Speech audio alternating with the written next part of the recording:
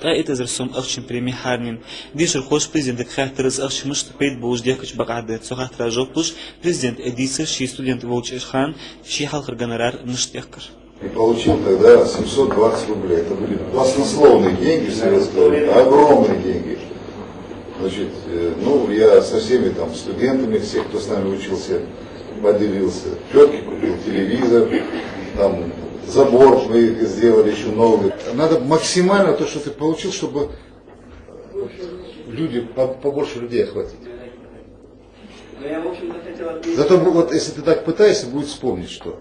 А так, когда придешь, там где-то спрячешь, будешь постоянно туда заглядывать, цена дошла до цены. Я, в общем-то, хотел отметить, деньги для меня не самое важное. Да.